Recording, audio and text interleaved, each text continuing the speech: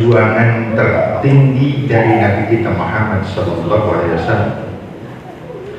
yang menentukan mati hidupnya Islam, yang menentukan neraka surganya manusia, itu ditentukan oleh hijrahnya Nabi kita Muhammad SAW. Kalau hijrah itu gagal, maka kita semuanya kafir.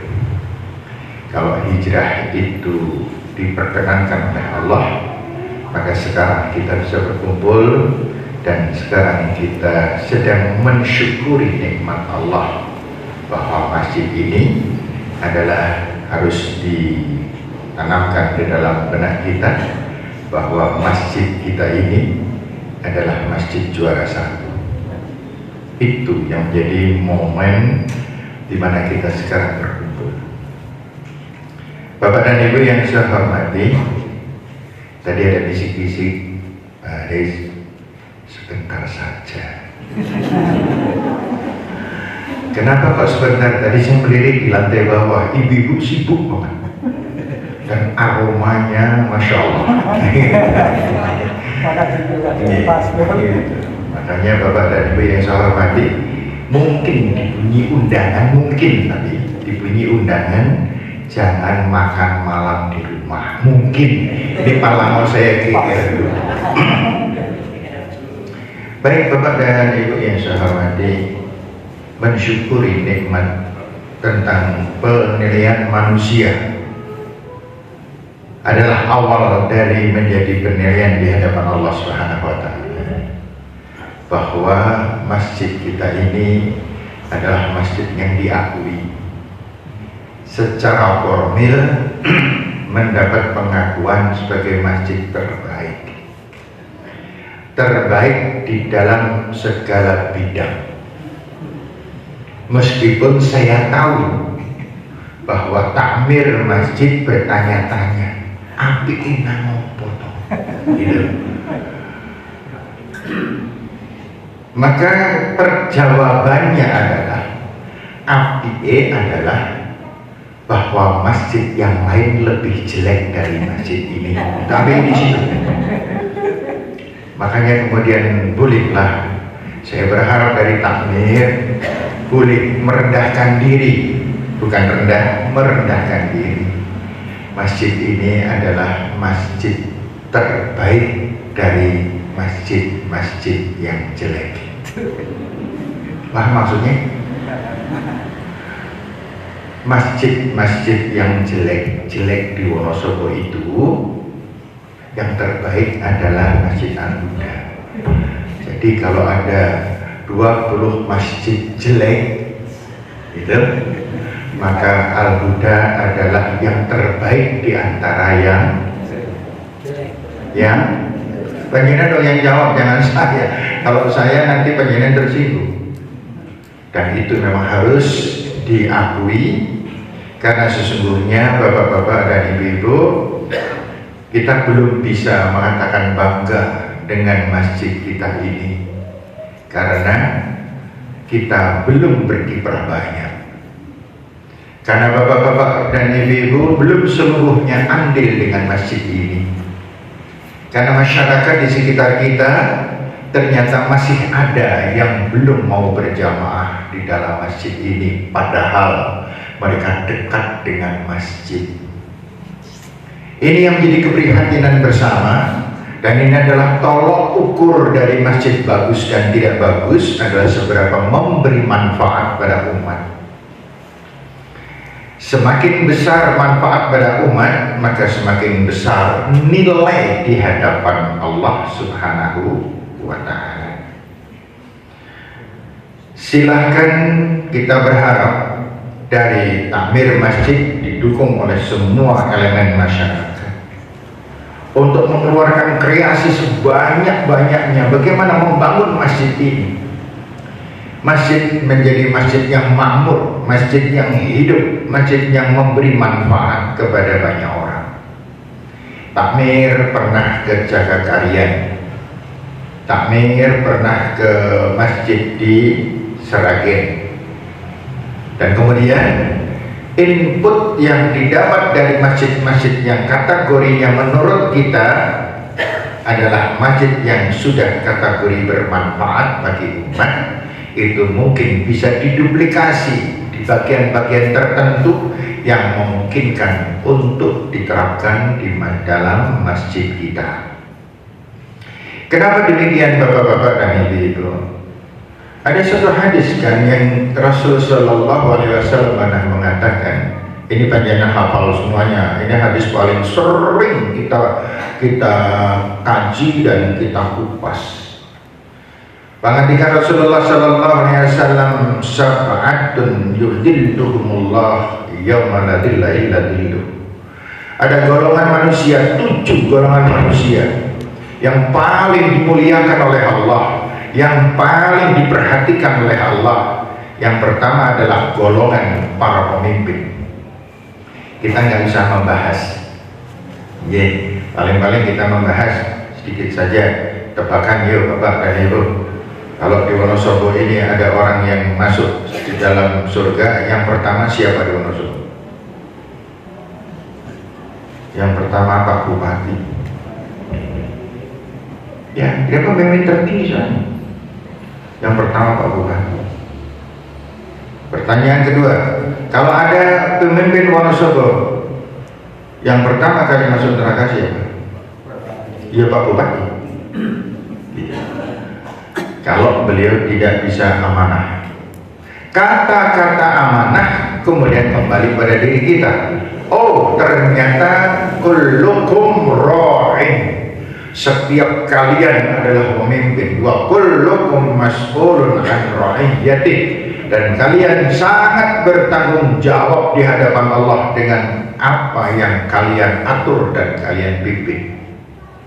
Minimal Bapak dan Ibu, kita adalah pemimpin, mengatur, mendapat amanah dari Allah, yaitu organ tubuh kita. Kita memimpin mulut kita, mata kita, pikiran kita, hati kita yang memimpin untuk diri sendiri. Maka Allah mengatakan, ku anfusakum wa ahlikum nar, jaga dirimu dan keluarga dari api neraka. Yang kedua, nah ini tantangan untuk takmir. Wahai para remaja, saya jujur saja mengatakan, kalau masjid itu sudah bisa merekrut para remajanya untuk difungsikan dan diaktifkan di dalam masjid. Kenapa demikian? Karena Rasul mengatakan, wasyabun nasya fi ibadatillah, orang muda yang beribadah baik, tertib, konsisten, istiqomah, kreatif, maka akan menjawab semua tantangan zaman dan umat. Tapi kalau yang bergerak hanya orang-orang tua, maka orang tua itu adalah sebuah reshuffle yang terlalu cepat. Begitu Bapak ini yang tadinya aktif sekali kemudian udur, semuanya akan jadi melempem. Makanya Bapak-bapak dan Ibu-ibu yang saya hormati, yuk kerahkan remaja kita. Adakan kajian-kajian remaja. Di sini orang yang paling pandai merekrut remaja, satu diantaranya yang saya acung jempol 2. Jadi bikin acung jempol papat saya. Tapi nek acung jempol papat saya kejengkang, maka jempol 2 saja, yaitu Ustaz Irfan.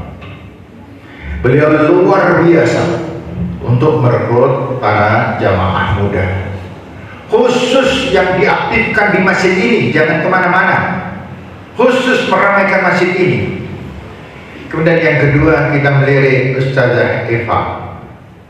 Kalau 2 orang ini bisa kita mintai bantuan untuk menggerakkan remaja, beliau berdua mempunyai kreativitas yang sangat tinggi tentang menyedot, memberikan perhatian kepada para remaja, sehingga masjid ini akan dikatakan masjid kalau di dalamnya ada kelompok-kelompok muda yang aktif di dalamnya.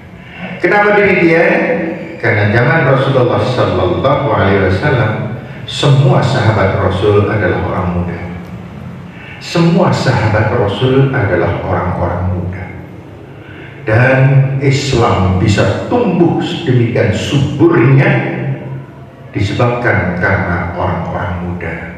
Dan sahabat bapak-bapak ini yang aktif-aktif harus podo maklum, bukan panjenengan tidak bermanfaat. Tanpa orang tua, orang muda pun juga kedandapan karena tidak ada yang mengarahkan. Namun apalah artinya orang tua yang sebentar lagi akan teruskan ya. Sementara orang muda adalah generasi penerus. Inna fi yadi syubban amrul ummah.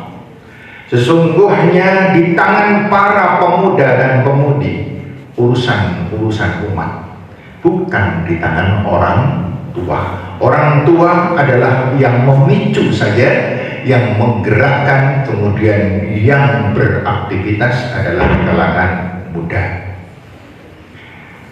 Siapa orang muda? Kan jadinya gitu ya. Siapa orang muda? Ya kira-kira orang di bawah 25 tahun. Siapa orang tua? Orang berusia di atas 40 tahun. Jadi kalau sudah 40 tahun itu sudah bahasa gelasik wis gambli. Itu kira-kira. Dan itu sesuai dengan Al-Ahqaf ayat 15. Yang ketiga, saya langsung ke intinya. Yang ketiga, wa rajulun qalbuhu mu'allaqum bil masajid. Ini persoalan yang sampai sekarang jadi keprihatinan kita bersama, Bapak. Bagaimana caranya? Monggo kita berpikir bareng-bareng. Punya ide tuangkan. Apa itu? Bagaimana caranya semua laki-laki di lingkungan masjid ini selalu berjamaah di masjid? Tentu yang Islam ya. Tentu yang Islam. Jangan ibu bapak, jangan kita keenaan dengan perbuatan kita tanpa menengok orang lain. Karena apa? Perintah Rasul ini wajib kita laksanakan. Apa itu? Balighu anni walau ayat. Sampaikan tentang persoalan yang terbaik meskipun hanya sepotong, meskipun hanya secuil, meskipun kita hanya mengatakan, Pak, jamaah yuk, Pak, mari masjid yuk. Persoalan dia mau atau tidak mau itu hak dia, namun unsur dakwah sudah kita salurkan dan kita berikan pada orang lain. Kita mengajak karena unsur dakwah di sini adalah kewajiban individual kita.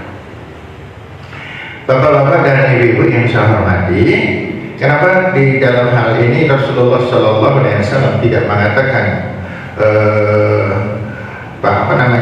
wanita yang mempunyai ikatan batin dengan masjid, tapi laki-laki yang mempunyai ikatan batin dengan masjid. Karena kalau wanita, saya mengatakan bukan Allah merendahkan wanita. Wanita itu ada beberapa hal yang riskan.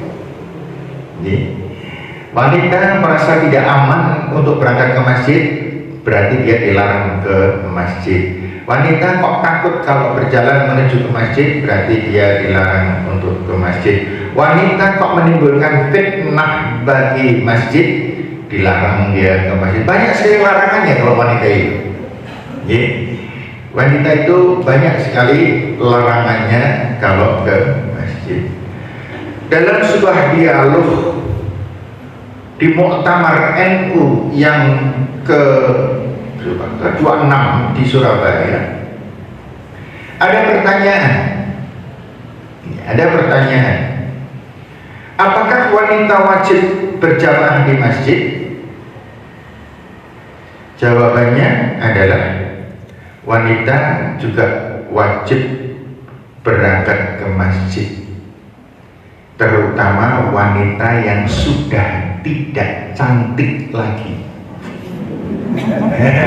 Ini serius. Ini ada dalam kitab hasil muktamar yang ke-26. Jawabannya persis semacam itu. Wanita juga diharuskan ke masjid, terutama wanita yang sudah tidak cantik lagi. Artinya kalau yang sudah tidak cantik berarti tua. Ya, kayak saya ini, ya, saya sudah tidak ganteng lagi. Padahal dulu ketika saya muda, belas orang ganteng. Iya. Nah ini makanya bapak-bapak dan ibu-ibu yang saya hormati, mensyukuri kenikmatan yang Allah berikan dalam bentuk kejuaraan justru dengan cara merasa banyak sekali kekurangan, bukan terpuaskan. Ini pancingan, ini cambuk yang menjadikan kita harus lari lebih cepat. Gitu. Kalau ini Al-Huda tidak dapat juara, malah jadi ayam. Orang disabet, gitu kan? Orang perlu melayu bantar rasa pikir sing warna-warna. Wis kayak gini bae main wis oke mlaku jamaah sak lari orang apa-apa, asar sing jamaah wong telu ya orang apa-apa. Bahkan pernah terjadi asar sing jamaah wong loro tok imame karo muadzin. Itu bisa terjadi di masjid kita. Maka bapak-bapak dan ibu, ini keprihatinan kita bersama-sama. Adapun alasan-alasan klasik yang mengatakan asar wonge podo durung bali nang saka pasar dan lain sebagainya, ternyata itu pun juga bukan jadi alasan yang menyebabkan kita kendor.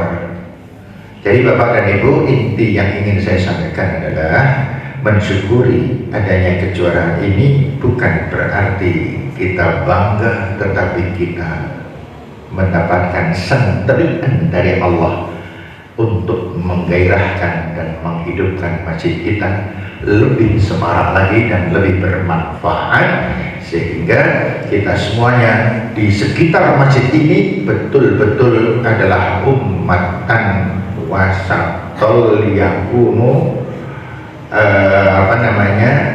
untuk mendapatkan pertolongan dari Allah Subhanahu wa Ta'ala, bermula dari masjid ini. Artinya bapak dan ibu yang saya hormati, yuk kita jadikan masjid ini adalah pintu surga kita. Semua kita bisa andil dan semua kita bisa urun di dalam kegiatan di dalam masjid ini. Sesedikit apapun itu adalah hal yang menjadi support bersama-sama. Yang terakhir bapak dan ibu, ingatkah panjenengan mengutuk binatang bernama cecak?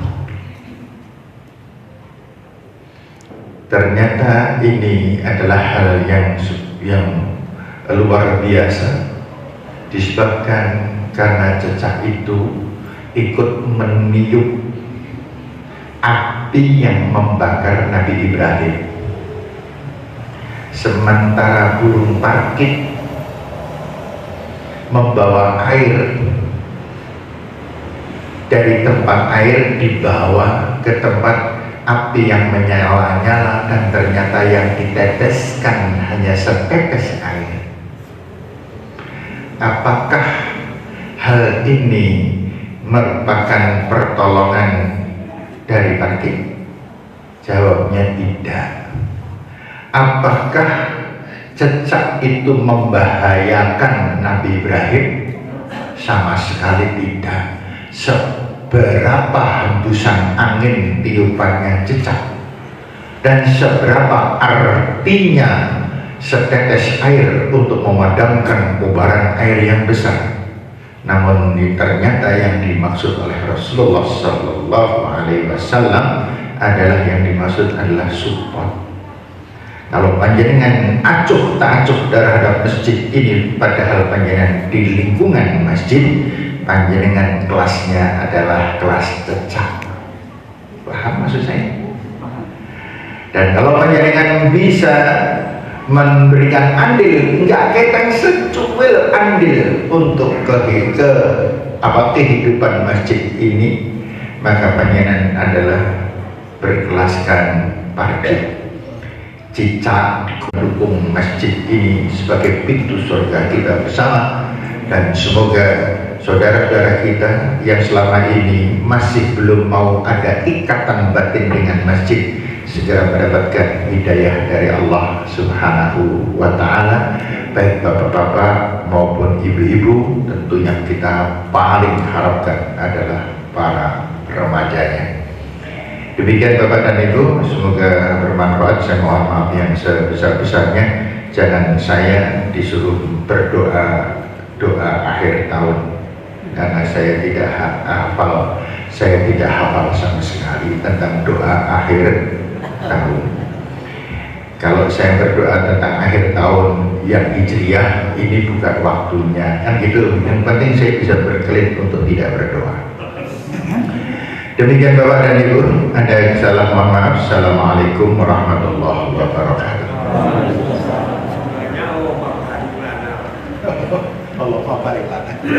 Walatul masjid.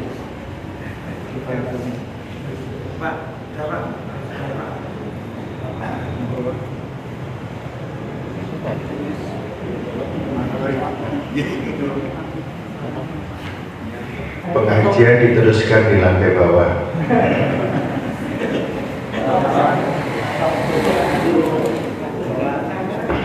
Kita tutup dengan doa kafaratul majlis.